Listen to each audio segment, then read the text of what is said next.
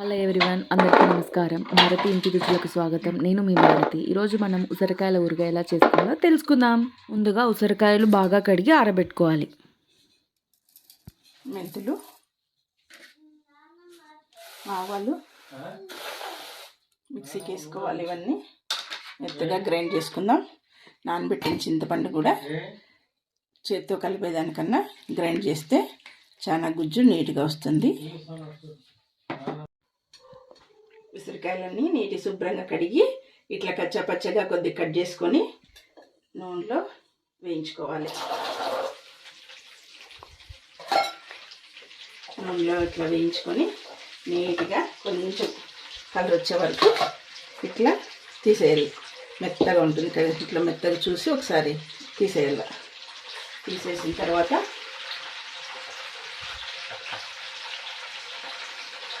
ఉసిరికాయలన్నీ చల్లారిన తర్వాత కల్లుప్పు అంటే 5 గిన్నెలకి 1 గిన్నె.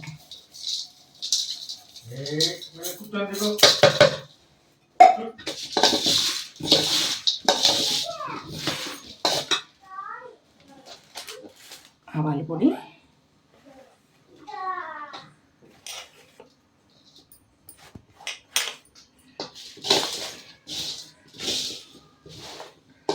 మెంతి పొడి నీట్గా మిక్సీ జార్ పట్టేసుకొని నున్నగా వేసుకున్నాము.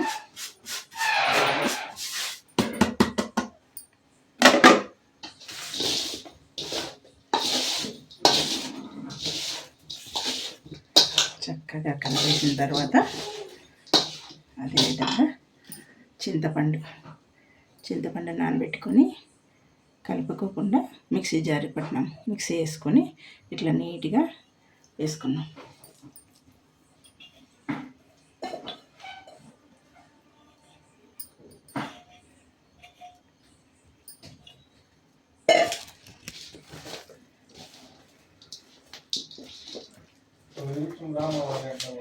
చింతపండు ఇట్లా వేసుకుంటే నీట్గా సంవత్సరమైన నిలువ ఉంటుందని ఇట్లా చేస్తున్నాం మేము.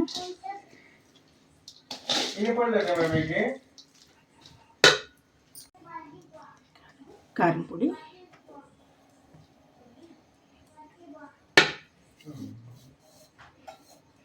ఈ గిన్నెతో 5 గిన్నెలు ఉసిరికాయలు, ఒక్కొక్క గిన్నె కారం పొడి, 1 గిన్నె మెంతి, 1 గిన్నె ఆవాలు, 1 గిన్నె రాళ్ళుప్పు. సేమ్ కొలతలు 5 గిన్నెలకి 1 గిన్నె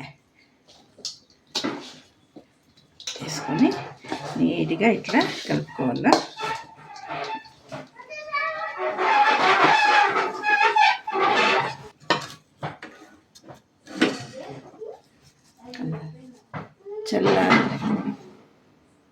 చల్లారి నూనె వేసి నీట్గా తిప్పుకోవాలి.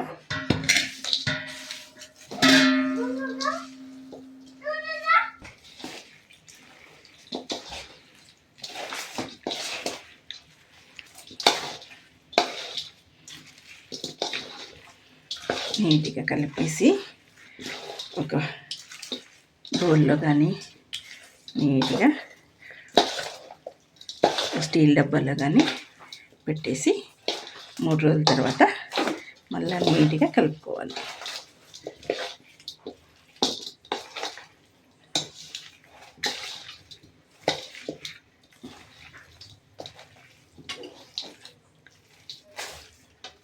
ఇట్లా చేసిన ఉసిరి ఊరగాయ సంవత్సరం పాటు మనము నిల్వ పెట్టుకోవచ్చు.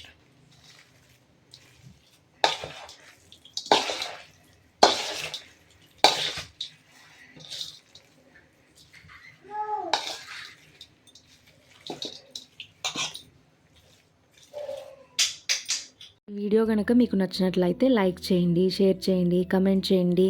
ఇలాంటి మరిన్ని కుకింగ్ వీడియోస్ కోసం భారతి ఇంటి రుచులకు సబ్స్క్రైబ్ చేసుకోండి.